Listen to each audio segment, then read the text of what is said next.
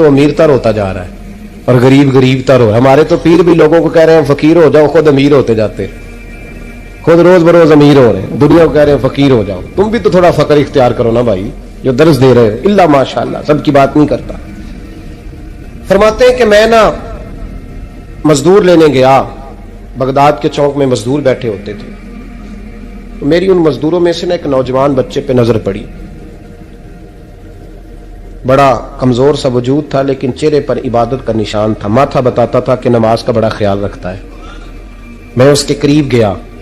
چہرے بھی بڑا کچھ بتاتے ہیں نا, چہروں میں بھی بڑی رانائی ہوتی ہے. فرماتے ہیں میں قریب گیا, میں نے اس کو کہا بیٹے مزدوری کرو گے؟ تو کہنے لگا مزدوروں میں بیٹھا ہوں تو حضور مزدوری کے لیے ہی تو بیٹھا ہوں. تو میں نے کہا کہ چلو پھر. کہنے لگا نہیں میری کچھ شرطیں. میں نے کہا بتاؤ. کہنے لگا پہلی شرط یہ ہے کہ لوگ 4 دینار دیہاڑی لیتے ہیں, میں 3 دینار لوں گا. میں نے کہا یار بھائی تو بڑی بہترین ہے, باقی بھی اس طرح کی رکھ لیں. اس نے کہا حضور دوسری شرط یہ ہے کہ میں آپ کی مکمل بات مانوں گا لیکن جب اذان ہو جائے گی پھر آپ کی نہیں سنوں گا. تیسری بات اس نے یہ کی کہ حضور میں آپ کے گھر میں کام کروں گا پر آپ کے کسی سوال کا جواب نہیں دوں گا. کہتے میں نے کہا یار تو بڑا عجیب ہے, شرطیں تو مالکوں کی ہوتی ہیں. کہنے لگا جی بہرحال میں شرطیں لگا کے جاتا ہوں. فرماتے میں اسے گھر لے آیا. کام میں نے اس کو بتایا تو جو کام مزدور سارے دن میں کرتا ہے نا اس نے 2 گھنٹے میں کر دیا. ہمارے مزدور سگریٹ پینے میں بھی تو آدھا گھنٹہ لگاتے ہیں نا, وہ چائے پینے جائیں تو پونا گھنٹہ. وہاں ان کو بھی تو دیانتداری کرنی چاہیے کہ نہیں کرنی چاہیے؟ معاہدہ کیا ہے نا جی, تو پورا اترنا چاہیے نا. کہتے 2 گھنٹے میں. اب کام جب بندہ شروع کراتا ہے تو کام اور نکل آتا ہے. کہتے کام میں نے اس کو اور بتا دیا, وہ کرنے لگا. اس نے مٹی نکال کے رکھی تھی باہر رستے میں, تو اذان ہو گئی زور کی. اس نے وہیں کدال چھوڑی کئی اور چلنے لگا. تو میرا بیٹا کہنے لگا اس کو ذرا برابر کر دو. کہنے لگا چپ کر جا, تیرے باپ سے بات ہوئی تھی, جب اذان ہوتی ہے تو میں کسی اور کی نہیں سنتا, صرف اللہ رسول کی سنتا ہوں. کہتے مسجد چلا گیا, نماز پڑھ کے آیا تو دوپہر کا وقت تھا. میری بیوی کہنے لگی اس کو کھانا کھا لے. کہتے ہم نے کہا کھانا کھا لو. تو کہنے لگا میں نے روزہ رکھا ہوا, رمضان بھی نہیں تھا, نفلی روزہ رکھا ہوا. فرماتے ہیں شام ہوئی, میں نے 3 دینار دیے. تو میں نے کہا تیرا نام کیا ہے؟ کہنے لگا میں نے آپ سے کہا تھا میں کسی سوال کا جواب نہیں دوں گا. وہ چلا گیا. اگلے دن میں پھر لینے گیا اسے, کام کچھ اور نکل آئے. تو لوگوں نے بتایا وہ صرف ہفتے والے دن آتا ہے. میں نے کہا کیوں؟ کہنے لگے جی وہ کہتا ہے میرا ہفتے کا خرچہ 3 دینار ہے, جب 3 دینار کما لیتا ہوں تو باقی سارا ٹائم اللہ رسول کی ذکر میں گزار دیا کرتا ہوں. فرماتے ہیں جی اگلے ہفتے میں پھر لینے گیا. میں نے پورا ہفتہ انتظار کیا کہ کام اسی سے کرانا ہے. میں جب گیا تو میں نے کہا چلو. کہنے لگا میری شرطیں یاد ہے نا؟ اور میں نے کہا یاد ہے بھائی, ساتھ چل. فرماتے ہیں کام کرایا. 2-3 ہفتے وہ آتا رہا. ایک ہفتے میں گیا تو لوگوں نے کہا حضور آج نہیں آیا. کیوں؟ کہنے لگے بیمار ہو گئے. کہاں گھر ہے؟ کہنے لگے بغداد کے قبرستان کے پیچھے جو کچی آبادی ہے اس میں رہتا ہے. فرماتے میں گیا, دروازے پہ دستک دی تو کہنے لگا حضور آپ ہیں؟ دروازہ کھلا ہے, آ جائیے. فرماتے میں اندر گیا تو میں نے کہا تمہیں کیسے پتا چلا میں آیا ہوں؟ کہنے لگا حضور اللہ والے ہو, آپ نہیں آنا تھا, ورنہ امیر تو غریبوں کا پتہ لینے کوئی نہیں آتے. کہتے میں قریب گیا تو کہنے لگا میں آپ کا انتظار کر رہا تھا, تیز بخار ہے, تپ رہا. جیب سے کچھ پیسے نکالے. کہنے لگا یہ پیسے رکھ لیں. ایک انگوٹھی نکالی. کہنے لگا حضور آج رات کو میرا انتقال ہو جائے گا, ان پیسوں کا کفن خرید کے صبح جنازہ پڑھ کے مجھے دفن کر دینا, اور جب دفن کرو تو یہ انگوٹھی لے کے عصر کے بعد ہارون رشید کے پاس جانا. آپ اسے کہنا میں نے ملنا ہے, پر وہ آپ کو ٹائم نہیں دے گا. آپ اس کو آواز دیجیے گا کہ تیری ایک امانت ہے میرے پاس. پھر وہ آپ سے ملے گا تو انگوٹھی دے دیں, پھر آپ میری طرف سے فارغ ہیں. حضرت فرمانے لگے تیرا نام؟ اور کہنے لگا حضور وقت تھوڑا ہے, آج رات میں نے جانا ہے, بڑی لمبی معافی مانگنی ہے رب کریم سے, اگر مناسب سمجھے تو مجھے اپنے رب سے تنہائی کرنے دیں. فرماتے ہیں میں آ گیا اور اس کی باتوں نے مجھے ساری رات سونے نہیں دیا. فرماتے ہیں صبح بڑی مشکل سے سورج نکلا, میں گیا دروازے پہ ہاتھ رکھا تو دروازہ کھلا ہوا تھا. اندر داخل ہوا تو خوشبوئیں میرا استقبال کر رہی تھی. جب چہرے سے کپڑا ہٹایا تو اس کا تو انتقال ہو چکا, انتقال ہو چکا. ایسے جیسے کسی کا دیدار کر کے سویا. کہتے میں تو 2 آدمی لے گیا تھا جنازے پہ, پر پتہ نہیں دنیا کدھر کدھر سے آئی, کہاں کہاں سے. اکھاں جدو میٹیاں زمانہ مینوں روے گا, अपना ते अपना बेगाना मैनू रोवेगा, अपना ते अपना। और मियाँ साहब ने कहा था बाद मरण दे मुखड़ा मेरा हो जावे जे ताजा, फिर समझ लेना महबूब मेरे ने आन पड़िया जनाजा।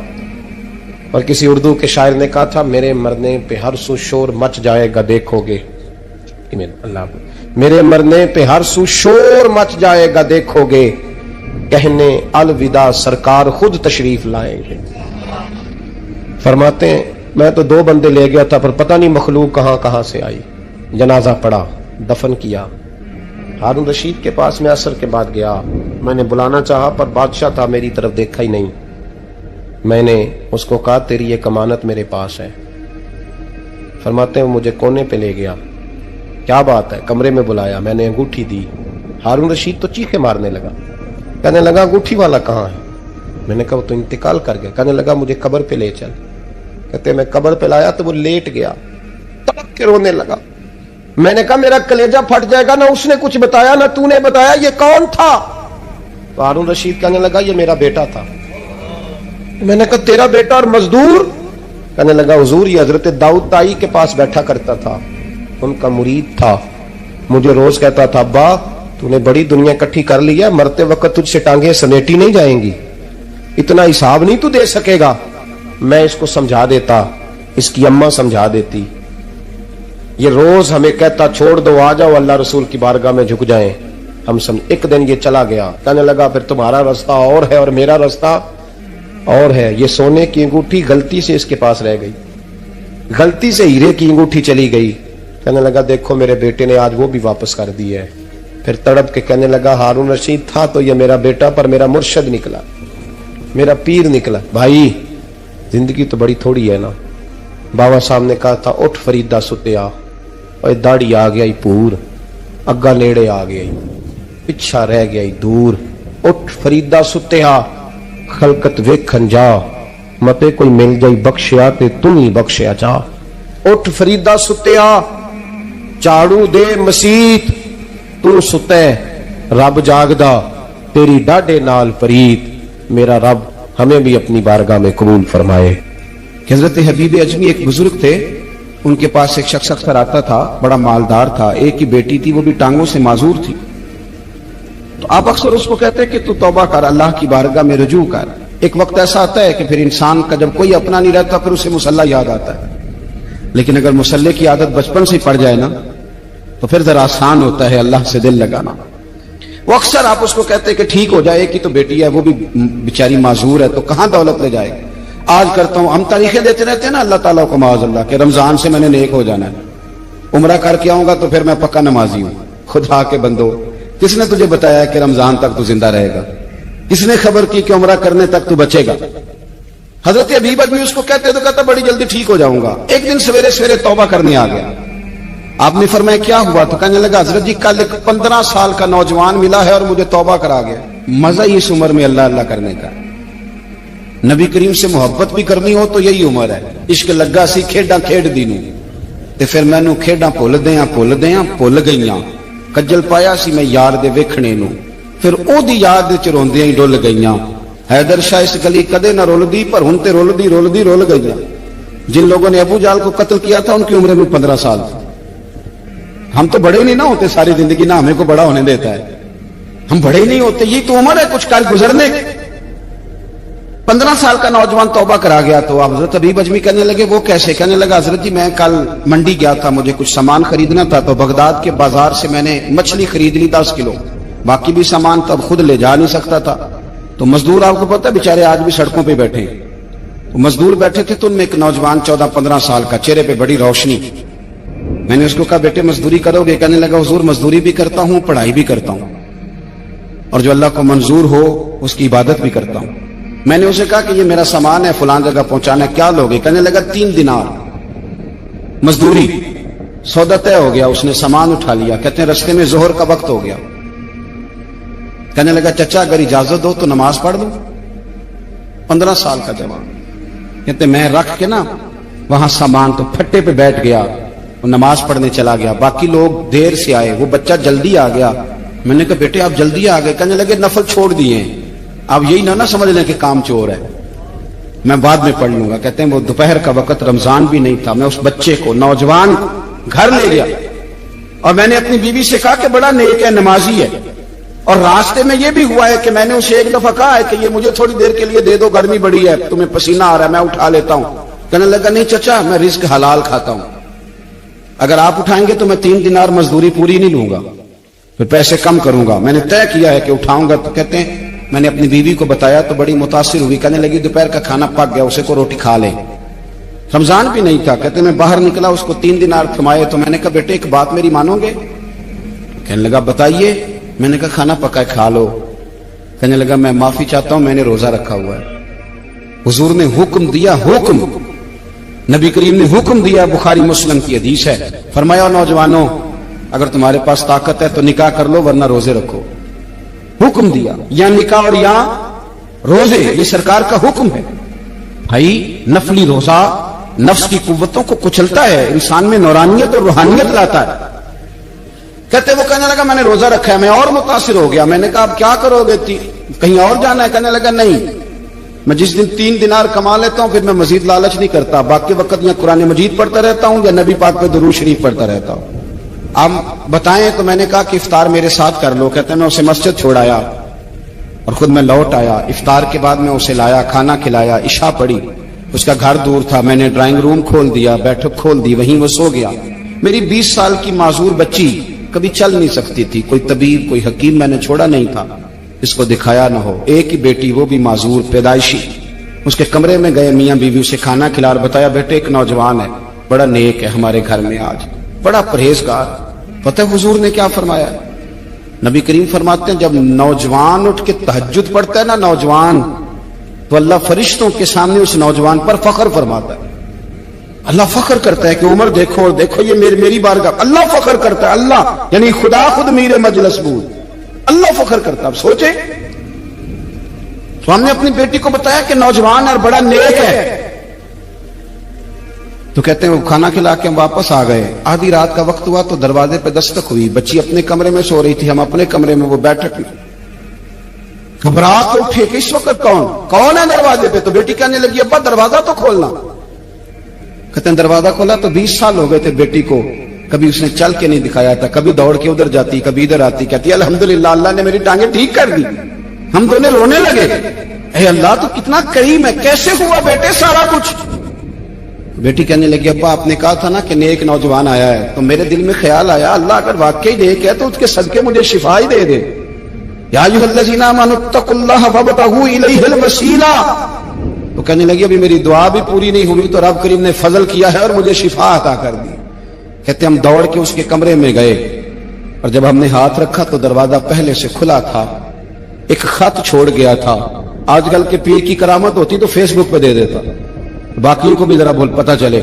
کہتے ہیں وہ خط چھوڑ گیا اپنے بستر پہ کہ اگر تم لوگوں کو مجھ سے محبت ہو گئی ہے تو میرے پیچھے نہ دوڑنا, اس رب کی بارگاہ میں جھکنا جس رب نے میرے اوپر بھی فضل فرمایا ہے اور آپ پر بھی کرم فرمایا. میرے نوجوان دوستو, یہ جو بچپنا ہمیں لوگ کہتے ہیں نا ابھی بچے ہو, ابھی جب آپ بالغ ہو گئے تو نماز فرض ہو گئی, سچ بولنا ضروری ہو گیا, رزق حلال کھانا ضروری ہو گیا. حضرت ابو ذر غفاری رضی اللہ تعالیٰ عنہ فرماتے ہیں میں اپنے ماتحتوں کے حق میں بڑا سخت تھا. سخت کی میری طبیعت, میرے غلاموں کی جرت ہی نہیں تھی کہ وہ میرے سامنے گفتگو کر سکیں اور ٹھہر بھی سکیں.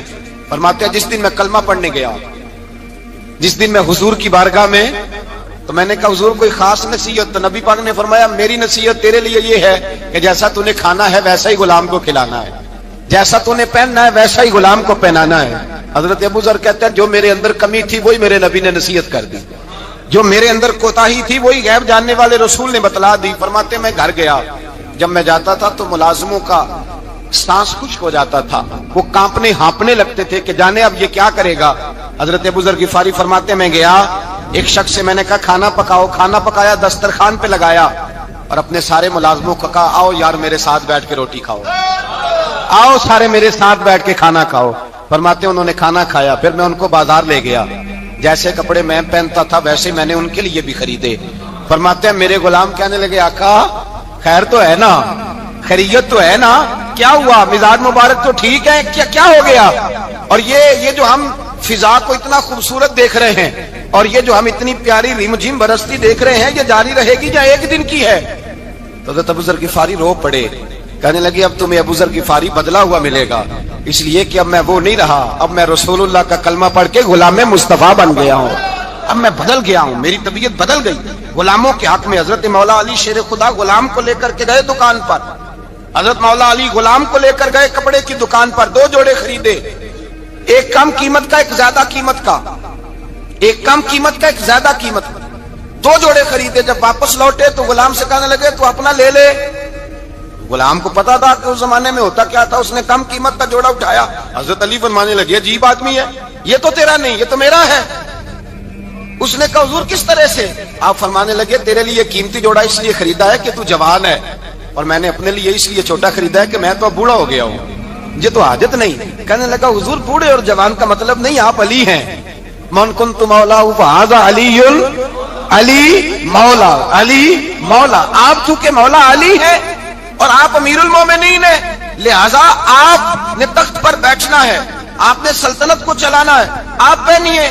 حضرت علی فرمانے لگے تو میرا غلام بنا ہے نا، تو نے ابھی میرے نبی کا دیدار نہیں نہ کیا، تو بعد میں آیا ہے نا، اگر تو اس دور میں ہوتا تو جان جاتا کہ یہ عمل میرا ہے، پر اس کے پیچھے جو نصیحت کے پھول ہیں وہ مصطفیٰ کے عطا فرمائے ہوئے ہیں۔ تو بھائی یاد رکھیں، نبی کریم سید عالم صلی اللہ تعالی علیہ وآلہ وسلم نے تعین فرمایا مزدور کے حقوق کا، تعین کیا۔ حضرت حکیم بن حزام کہتے ہیں میں حضور کی بارگاہ میں بیٹھا تھا تو نبی پاک صلی اللہ علیہ وسلم سے میں نے کہا یا رسول اللہ آپ کو کون سا آدمی پسند ہے، کون سا محنت کرنے والا پسند ہے؟ تو حضور نے فرمایا جس کے دونوں ہاتھ کام کریں، دونوں پیر چلیں اور اس کی پیشانی پر پسینہ آئے، وہ بندہ مجھے بڑا اچھا لگتا ہے۔ جس کی پسینہ آئے، آج لوگ مزدوری نہیں کرتے، دائیں بائیں دیکھتے ہیں، لوگ اپنے اندر وہ توانائی، وہ غیرت، وہ خودداری پیدا نہیں کرتے۔ بھائی گردن کو جھکا دیتا ہے خیرات کا پتھر، جہاں میں مانگنے والوں کے سر کبھی اونچے نہیں ہوتے۔ اور ایک بار کہنے لگے غیرت ہے بڑی چیز جہاں نے تگ و دو میں پہناتی ہے یہ فقر کو تاج سردارا۔ اپنے اندر یہ توانائی پیدا کرنی چاہیے، یہ کوشش کرنی چاہیے۔ میرے نبی کریم صلی اللہ علیہ وسلم نے فرمایا تمہارے بعض گناہ ایسے ہیں جو صرف تم مزدوری کرنے جاؤ گے تو اللہ تمہاری مزدوری کی وجہ سے ہی تمہارے گناہ معاف فرما دے گا، اللہ تمہاری محنت اور کوشش کے سبب سے تمہاری ان غلطیوں سے درگزر فرمائے گا۔ حبیب کریم سید عالم صلی اللہ علیہ وسلم نے فرمایا مزدور جب قیامت کے دن آئے گا، بھئی عالم تو آیا، صوفی تو آیا، درویش تو آیا، صحابہ تو آئے، ان کا آنا تو شفاعت کے لیے شمار کیا گیا۔ میرے مصطفیٰ نے فرمایا جب مزدور آئے گا، مزدور کی سب سے بڑی غلطی یہ ہے کہ مزدور اپنے آپ کو نیچ سمجھتا ہے، مزدور کی سب سے بڑی غلطی یہ ہے کہ یہ اپنے آپ کو چھوٹا سمجھتا ہے، اس کی زیادتی یہ ہے کہ یہ اپنی سوچ کو بڑا نہیں کرتا، یہ سمجھتا ہے نہیں کہ بھائی میں تو 2 ہاتھوں کی محنت کی کمائی کھاتا ہوں، یہ آرزوئے کرم اور میں آپ سے کروں، یہ بھیک اس کو دیجیے جس کا خدا نہ ہو۔ مزدور کی زیادتی یہ ہے کہ یہ اپنے آپ کو چھوٹا جانتا ہے۔ میرے مصطفیٰ نے فرمایا جب مزدور محنت کرنے والا قیامت کے دن آئے گا تو اس کا چہرہ اس طرح چمکے گا جس طرح 14ویں کا چاند چمکا کرتا ہے، اس قدر اس کا چہرہ چمکے گا جب آئے گا وہ صبح قیامت۔ میرے بھائیو مزدور ایک عظیم شخصیت کا نام ہے، محنت کرنا، اپنے دونوں ہاتھوں سے مشقت کرنا، جدوجہد کرنا۔ مجھے کئی سارے لوگ، میں جب ملک کے مختلف گوشوں میں جاتا ہوں تو کئی سارے لوگ کہتے ہیں آپ کے ابا جی کا مزار کدھر ہے، آپ کس مزار کے سجادہ نشین ہیں؟ تو میں ان سے کہتا ہوں میں سجادہ نشین نہیں، میں تو کسان کا بیٹا ہوں، اور میں اس شخص کا بیٹا ہوں جو رات کو 2 بجے اٹھ کے بھی گھر سے نکلتے تھے 2 نفل پڑھ کے، تو ہم پوچھتے تھے کہ اماں جی ابا جی کہاں گئے؟ تو کہتے تھے چند کھیتوں کو پانی لگانا تھا، اور رات کو رخصت ہو گئے۔ فخر کی بات ہے، یہ اعزاز کی بات ہے، یہ اعزاز کی بات ہے۔ ہم نے ساری زندگی ان کے ہاتھ پہ چھالے دیکھے، لیکن بات لفظ زبان پر یہی دیکھی کہ بیٹا عزت والا وہی ہوتا ہے جو اپنے ہاتھوں سے محنت کر کے روزی کھایا کرتا ہے۔ بھائی یاد رکھیں یہ اعزاز کی بات ہے، اعزاز۔ مزدور کا بیٹا فخر کرے، کسان کا بیٹا ناز کرے، وہ جو آدمی سویرے جاتا ہے ویلڈنگ کا پلانٹ لے کے کام کرنے اس کا بیٹا ناز کرے، وہ جس کا باپ بھاوڑا چلاتا ہے، چھینی چلاتا ہے، تھوڑا چلاتا ہے، وہ ناز کرے۔ اور مزار صرف ان لوگوں کے نہیں ہوتے جو اللہ اللہ کرتے ہیں، ہو کرتے ہیں، وہ تو قابل اعزاز ہے اللہ کے بندے، ان کے بھی مزار ہوتے ہیں۔ مزار وہ بھی ہوتا ہے جس کو میرے مصطفیٰ نے فرمایا القاسم حبیب اللہ، جو محنت کرتا تھا، ہاتھوں سے جدوجہد کرتا تھا، وہ بھی تو اللہ کا دوست ہے نا، اس کا بھی تو مزار ہے نا، اس کی بھی تو قبر پر انوار ہے جو اللہ کا محبوب ہو کے گیا۔ تو بھائی اپنا اعزاز جانے سمجھے اس بات کو. میرے مصطفیٰ کریم صلی اللہ علیہ وسلم مزدور کو عزت دیتے, وقار دیتے, اور جو حضور کے گھر میں خادم ہوتے ان کی ناز برداری کرتے. ہمارے گھر میں جو بی بی برتن دھوتی ہے وہ ہمارے ساتھ بیٹھ کے روٹی نہیں کھا سکتی, اس کو یہ اجازت نہیں ہوتی. ہمارا جو مزدور ہوتا ہے نا, ایک صاحب کہنے لگے یہ بچہ میرے پاس کام کرتا ہے, اس کے ابا جی بھی کرتے تھے. تو میں نے کہا اس کا مطلب یہ ہے کہ تم نے آگے نہیں بڑھنے دیا, تم نے کہا مزدور ہی رہنا ساری زندگی, یہی رہنا میرے پاس, آگے نہ بڑھنا. میرے مصطفیٰ کریم سید عالم صلی اللہ علیہ وسلم کے پاس جو لوگ کام کرتے تھے, محنت کرتے تھے, مشقت کرتے تھے, ہمارا ملازم ڈرتا ہے, کامتا ہے, وہ بات کرتا ہے تو صاحب جی کہتے کہتے زبان تھکتی ہے, 100 دفعہ موڈ کو دیکھتا ہے, گالیاں کھاتا ہے بیچارہ, اس کی عزت نفس کو اچھالا جاتا ہے, اس کو رسوا کیا جاتا ہے, اور وہ بیچارہ رات کو رضائی میں منہ دے کے روتا ہے کہ یار میرے نصیب صرف اس لیے کمزور ہیں کہ میں غریب کے گھر میں پیدا ہوا ہوں. ہم احساس نہیں کرتے, اور مزدور کو کبھی موقع مل جائے جان چھوٹنے کا تو بھاگ جاتا ہے. ہمارا کردار اور اخلاق ایسا نہیں ہوتا. حضرت زید بن حارثہ رسول اللہ کے غلام تھے, نبی پاک کے گھر میں جھاڑو دیتے تھے, برتن مانجتے تھے. یہ بچپن میں اپنے قبیلے سے گم ہو گئے تھے, کسی نے اغوا کر کے لا کر کے بیچ دیا تھا, گم ہو گئے تھے. حضور کی بارگاہ عالی مرتبت میں لائے گئے. حضرت زید بن حارثہ سارا دن کام کاج کرتے. کوئی آدمی آیا ان کے علاقے کا, مکہ مکرمہ, ان کو پہچان کر واپس گیا ان کے قبیلے میں, اور جا کے بتلایا کہ تمہارا بیٹا تو محمد ابن عبداللہ صلی اللہ علیہ وسلم کے پاس. اس وقت حضور نے ابھی اعلان نبوت نہیں فرمایا تھا. ان کے والد حارثہ چچا لینے آئے, اور نبی پاک کے پاس آئے تو 2 تھیلیاں اشرفیوں کی بھر کے لائے. کہنے لگے حضور یہ پیسے لے لیں, 2 تھیلیوں میں پیسے ڈالیں, دینار ہے, درہم ہے, حضور لے لیں, ہمارا بیٹا دے دیں. نبی پاک صلی اللہ علیہ وسلم نے فرمایا تمہیں غلطی لگ گئی ہے, پیسے پیچھے ہٹاؤ, میں زید کو بلاتا ہوں, میں زید کو, ادھر دیکھیے گا, میں زید کو, میں اسے بلاتا ہوں, اگر وہ جانا چاہے تمہارے ساتھ تو مجھے اعتراض نہیں لے جانا. چچا اور باپ کہنے لگے آپ عجیب بات کرتے ہیں, وہ غلامی چھوڑ کے نہیں جائے گا, آپ عجیب بات کرتے ہیں, وہ مزدوری چھوڑ کے بادشاہی اختیار نہیں کرے گا, ہم کھاتے پیتے لوگ ہیں, اس کی ماں ترس گئی ہے, اس کو ملنے کو بہنیں روتی ہیں, وہ جائے گا نہیں. میرے حبیب نے فرمایا تم نے ابھی یہ ذائقہ چکھا نہیں, تمہیں اس کا پتہ نہیں, تو میں بلاتا ہوں, اگر جانا چاہے تو پیسوں کی ضرورت نہیں, لے جانا. حضرت زید کو پیغام دیا, آئے. حضور نے فرمایا وہ تمہارے والد کھڑے ہیں, وہ چچا ہیں, لینے آئے ہیں. جناب زید گئے, باپ کے گلے سے لگے, بچھڑے ہوئے باپ بیٹا ایک دوسرے کو مل کے کھل کے روئے. کہا بیٹا تیری ماں کی آنکھیں پتھر ہو گئی تیرا رستہ دیکھ کے, تیری بہنیں ترستی ہیں تیرے چہرے کے دیدار کو.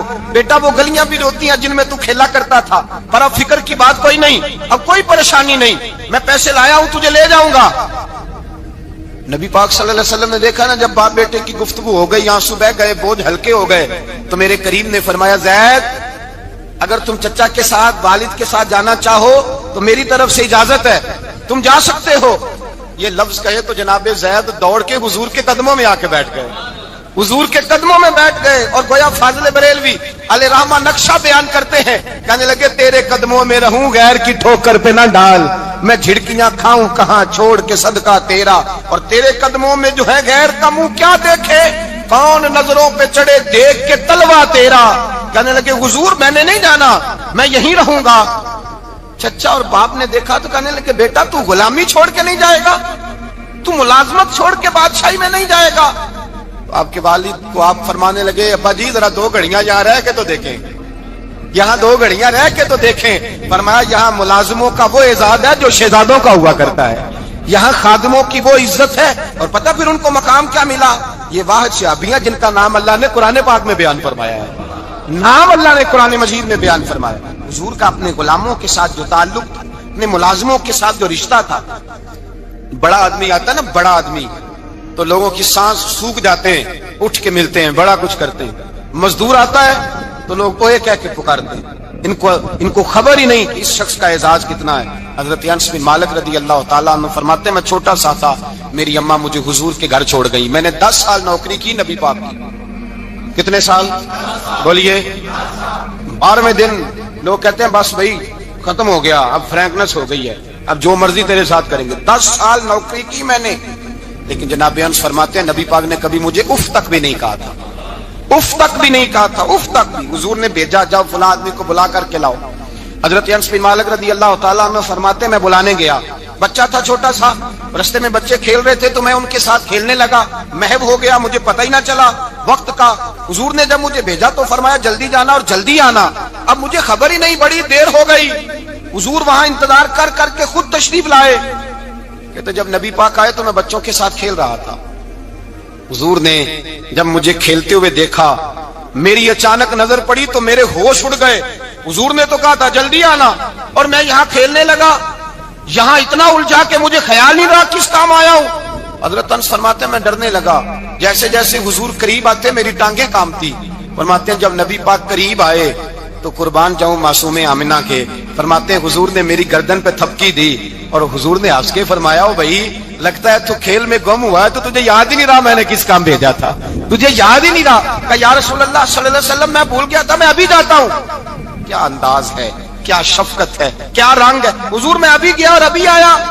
نبی پاک نے فرمایا نہیں یار تو کھیل میں خود ہی چلا جاتا ہے، تو کھیل یہاں میں خود جاتا. یہ اعزاز، یہ فضیلت، یہ درجہ کس نے ذروں کو اٹھایا اور صحرا کر دیا، یہ کس نے قطروں کو ملایا اور دریا کر دیا، یہ کس کی حکمت نے یتیموں کو کیا در یتیم اور غلاموں کو دنیا بھر کا مولا کر دیا. یہ کس نے اتنا. میرے بھائی مزدور کو حضور نے اعزاز دیا. نبی پاک اپنے ہاتھ سے کام کرنے والے کے ساتھ اس نے سلوک کرتے، محبت کرتے، پیار کرتے. ایک بوڑھی اماں تھی جو مسجد میں جھاڑو دینے کی مزدوری کرتی تھی. کیا کام کرتی تھی؟ دعا کریں اللہ ہم سب کو مسجد کی صفائی کی توفیق عطا فرمائے.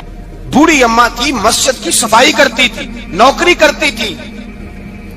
بیمار ہو گئی، بخاری شریف میں موجود ہے. اللہ کے محبوب صلی اللہ علیہ وسلم روز تیمارداری کرنے جاتے. ایک وقت ایسا آیا کہ دن میں 2 مرتبہ حضور تیمارداری کرنے جاتے. ایک شام نبی پاک نے فرمایا اس کا انتقال ہو جائے تو مجھے اطلاع کرنا. صحابہ کہتے ہیں رات کے وقت ان کا انتقال ہوا، ٹھنڈ کا موسم تھا، ہم نے حضور کو تکلیف دینا مناسب نہ سمجھا، ہم نے دفن کر دیا. سویرے اللہ کے حبیب نے پوچھا تم نے مجھے اطلاع کیوں نہیں دی؟ حضور سردی بڑی تھی. کون جاتا ہے مزدوروں کے جنازوں میں؟ کون جاتا ہے مزدوروں کے جنازے میں؟ یہاں تو اب جنازے بھی سیاسی ہو گئے ہیں. اب تو کوئی بہت بڑا امیر آدمی فوت ہو جائے تو وہاں رش ہوتا ہے، وہاں رش ہوتا ہے.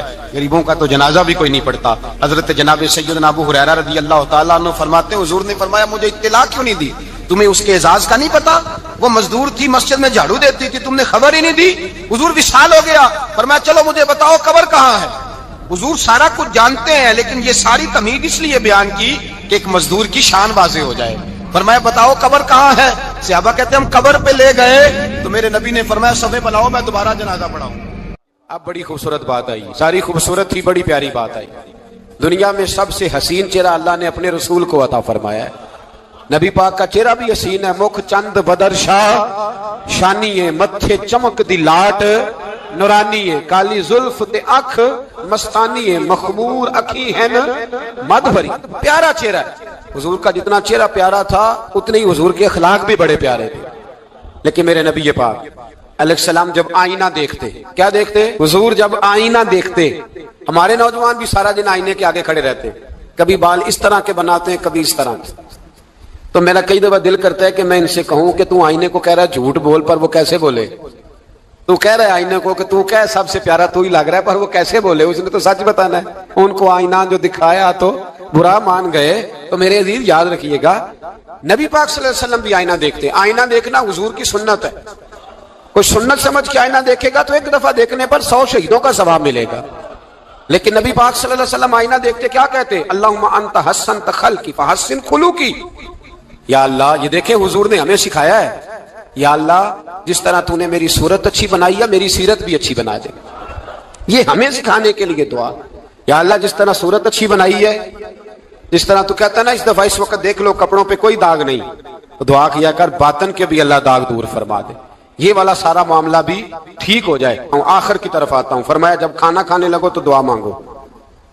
اور ایک روایت میں فرمایا یہ دعا پڑھ لو، کھانے میں زہر بھی ہوگا تو تم پہ اثر نہیں کرے گا.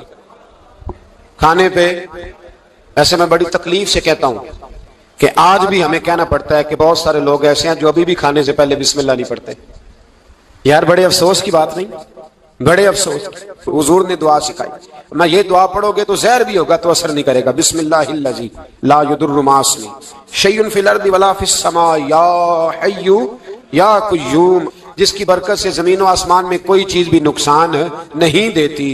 اور اے اللہ اے ہمیشہ زندہ رہنے والے اور قائم رہنے والے، یہ نبی پاک علیہ اور ایک حدیث میں اور بھی دعا آئی ہے۔ بسم اللہ شریف تو خیر بخاری میں موجود ہے، مسلم میں موجود ہے، بسم اللہ والا برکت اللہ بھی ایک حدیث میں نبی پاک صلی اللہ علیہ وسلم نے ارشاد فرمایا، اور جب کھانا کھا چکے پھر کہا دعا مانگو، الحمدللہ الذی اطعمنا وسقانا وجعلنا من المسلمین۔ اللہ تعالیٰ کا شکر ہے جس نے ہمیں کھلایا بھی، پلایا بھی اور مسلمان بھی بنایا۔ حضرت مرزا مظہر جانا فرماتے ہیں کہ بارش ہوئی تھی تازی تازی، دلی میں تازی تازی بارش ہوئی، ایک بابا لکڑی کے جوتے پہنے کھڑا ہوں، اللہ اللہ اللہ، اسی کسے دے کچھ بھی نہیں لگ دے نہ کوئی ساڈا دردی، بابا مست ہو کے جا اللہ اللہ کرتا جا رہا۔ ایک طوائف اپنے کوٹھے سے اتر کے تو سیڑھیوں پہ بیٹھی تھی، ساتھ اس کا یار بھی بیٹھا تھا، بابا اپنی مستی میں جا رہا تو بابا جی کے پیروں سے کچھ مٹی اڑی تو اس عورت کے کپڑوں پہ پڑ گئی، پرواہ نہیں، بزرگ گزر رہے، وہ یار اس کا دوڑا ہوا آیا، اس نے آ کے تھپڑ مارا، کا خیال نہیں سارے اس کے کپڑے آلودہ کر دیے، تو کدھر تیرا دماغ نہیں ٹھیک؟ بابا نے نظر اٹھائی، کا بیٹے میں نے دیکھا نہیں، چل اللہ تیرا بھلا کرے، تو نے بدلہ لے لیا۔ بابا جی چپ کر کے وَإِذَا خَاطَبَهُمُ الْجَاهِلُونَ قَالُوا السَّلَامَ، چپ کر کے گزر گئے۔ ٹھنڈ کا موسم تھا، بارش تازہ ہوئی تھی، حلوائی دودھ کاڑ رہا تھا، اس نے بٹھایا بابا جی کو پھٹے پہ، پیالہ پکڑا، دوڑ کے آگے بڑھا، بزرگ آ گئے، آئیے بیٹھیے، دودھ کا گرم گرم پیالہ شکر ڈال کے دیا، بابا جی نے دودھ پیا، پھر نظر جھکی، پھر رنگ بدلا، کہنے لگے مالک تو کتنا بے نیاز ہے، کہیں تھپڑ مرواتا ہے، کہیں دودھ پلاتا ہے، تیری بے نیازی ہے نا، ادھر تھپڑ مروایا یہاں دودھ پلایا، تو ہی جانتا ہے تیرے رنگ کیا ہے۔ ابھی بابا وہیں بیٹھا تھا، توڑے آئے، پیچھے سے لوگ، شور ہوا، بابے کو دبوچ کے وہاں لے گئے جہاں اس نوجوان نے تھپڑ مارا تھا، کہا تو اللہ کا بندہ ہے، اللہ کے بندے بد دعا تو نہیں دیتے، ہوا کیا؟ کہا تو نے بد دعا دی ہے؟ کہا نہیں دی، بات بتاؤ۔ کہنے لگے اس نے تجھے تھپڑ مارا ہے، چھت پہ چڑھا ہے، پیر پھسلا ہے، گردن کے بل گرا ہے، منکا ٹوٹ گیا، مر گیا ہے، تو نے بد دعا دی ہے۔ بابا جی کہنے لگے یار میں نے تو دوسرا لفظ بھی نہیں کہا، بھلا ہو کہہ کے گزرا ہوں، میں نے نہیں بد دعا دی۔ کہا تو نے دی ہے تبھی تو مر گیا، کہا نہیں دی۔ کہا بابا تو بزرگ آدمی ہے، سچ بول۔ تو بابا جی کہنے لگے سچ سنو، پھر میں آ رہا تھا، میرے پیروں سے مٹی اڑی، اس کے یار کے کپڑوں پہ پڑی، اسے برا لگا، اس نے مجھے مارا، جب اس نے مجھے مارا تو میں کوئی لاوارث تو نہیں تھا، جب اس نے مجھے مارا تو میں کوئی لاوارث تو نہیں تھا، مجھے دشمنوں نہ چھیڑو، میرا ہے کوئی جہاں میں ابھی پکار لوں گا، نہیں دور ہے مدینہ، اس نے مجھے مارا تو میں کوئی لاوارث تھا کہ میرا بدلہ کوئی نہ لیتا، اس نے مجھے مارا ہے تو میرے یار کو برا لگا تو اس نے اسے مار دیا ہے، میری تو غلطی کوئی نہیں، یاروں کا جھگڑا ہے، یہ تو دوستوں کا جھگڑا ہے، یہ تو یاروں کا جھگڑا ہے، کوئی غلطی نہیں میری، کوئی غلطی نہیں، خش جنہ قدر نہیں میرا، اے میرے صاحب نو وڈیائیاں، میں تے گلیاں دا روڑا کوڑا، میں گلیاں دا روڑا کوڑا، مینوں محل چڑھایا ہے سائیاں، مینوں محل چڑھایا ہے سائیاں۔ فرمایا اس نے مجھے لوارث سمجھا تھا کہ تھپڑ مار کے گزر جائے، میرا کو پوچھے گا ہی نہیں۔ میرے رسول پاک علیہ السلام کے بارے میں رب فرماتے ہیں ابھی میں تو تیرے ہوتے ہوئے کافر کو سزا نہیں دیتا کہ تو موجود ہے۔ یاد رکھیں حضرت فضیل بن عیاض فرماتے ہیں ایک جوان تھا، مسجد میں آیا، لوگوں سے کہنے لگا روٹی کھلاؤ، کسی نے توجہ نہ کی، اس نے کہا میں رب بتانے والا ہوں، میری طرف دیکھو تو صحیح، کسی شخص نے خیال ہی نہ کیا۔ پھر اس نے کہا یار تھوڑا سوچو، نمازیوں سے کہا، اہل علاقہ سے کہا، انہوں نے کہا تیری طرح کے بڑے درویش دیکھیں۔ مسجد کے محراب میں وہ رب کریم کا بندہ انتقال کر گیا، جب فوت ہو گیا نا، لوگوں کا مزاج ہے، بیمار کو دوائی نہیں دیتے، جنازے پہ وقت پہ پہنچ جاتے ہیں، جب کوئی گر رہا ہوتا ہے تو سہارا کوئی نہیں دیتا، جب کوئی گر جاتا ہے ٹانگ ٹوٹ جاتی ہے تو تیمارداری کو زمانہ پہنچ جاتا ہے۔ اور بزرگ وہ نوجوان اللہ کا نیک بندہ مسجد کے محراب میں فوت ہو گیا۔ حضرت فضیل ابن عیاض کہتے ہیں امام صاحب نے اعلان کیا چندہ دو، کوئی لاوارث فوت ہو گیا، کفن دینا، چندہ کٹھا ہوا، کفن خریدا، جنازہ پڑا، عشاء کے بعد دفن کر کے آئے، فجر کی نماز کے لیے جب امام اور مؤذن مسجد میں آئے تو چیخیں مارنے لگے، تڑپنے لگے، دور دور تک آوازیں پھیل گئی، دنیا دوڑی آئی، کیا ہوا؟ کہنے لگے وہ جو تم نے کفن پہنایا تھا وہ یہاں پڑا ہوا ہے، اور دیکھو کفن پہ تحریر لکھی ہے۔ تحریر کیا ہے؟ عرش کے مالک نے فرمایا میرے دوست نے روٹی مانگی تم نے دی نہیں، اس نے تمہیں میرے قریب کرنے کے لیے اپنی طرف توجہ کرائی، تم نے کی نہیں، اور میرا یار تمہارے کفن کا محتاج تھا، سنبھال کے رکھو اپنا کفن، میں نے اسے جنت کا لباس عطا فرما دیا، سنبھال کے رکھو، یہ کوئی لاوارثوں کا ٹولہ ہے؟ یاد رکھیں جو وارث والے ہیں وارث والے ان کا رنگ اور ہے، جو ماننے والے ہیں ان کا مزاج اور ہے، اپنی زندگی لوارثوں کی طرح نہیں۔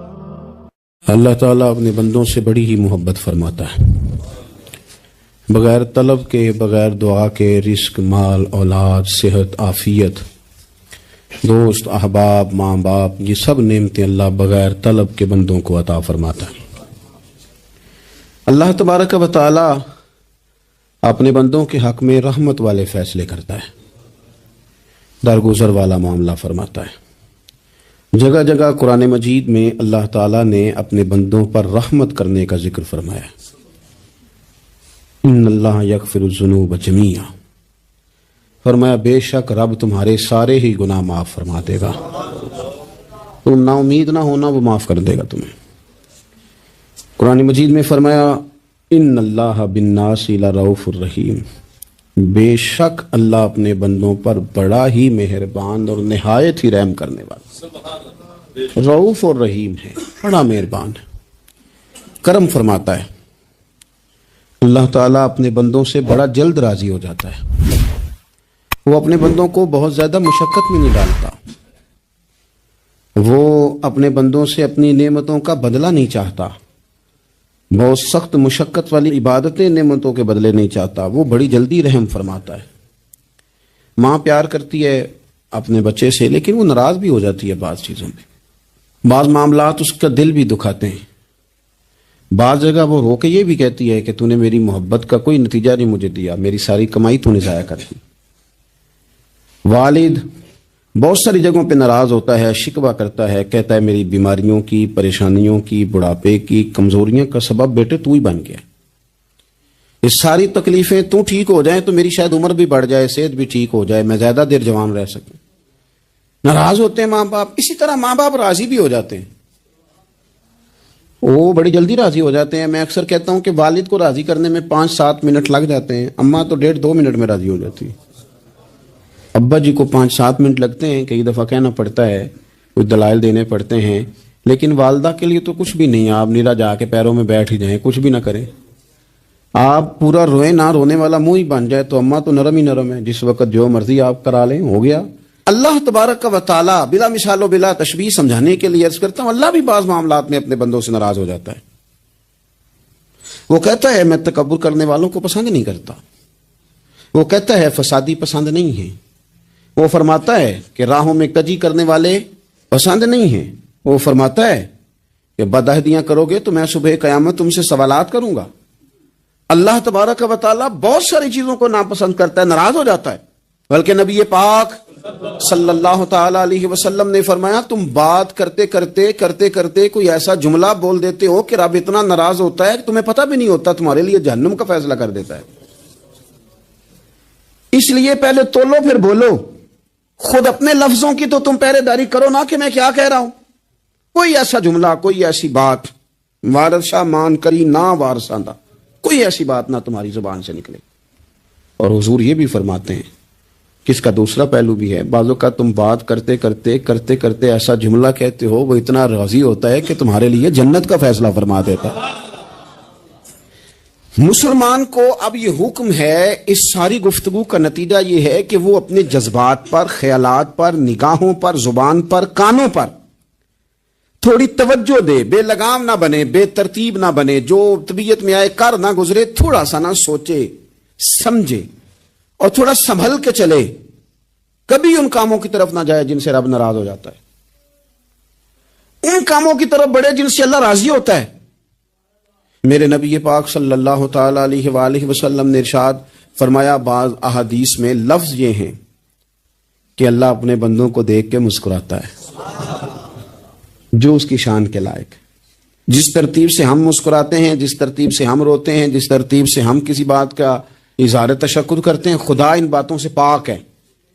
اب بہت ساری حدیثوں میں آیا کہ وہ مسکراتا ہے، تو کیا مطلب ہے مسکرانے کا؟ تو علماء تفسیر نے لکھا ہے مسکرانے کا مطلب یہ ہے کہ وہ بڑا ہی راضی ہوتا ہے اپنے بندے سے، بڑا راضی ہوتا ہے، یہ مطلب ہے۔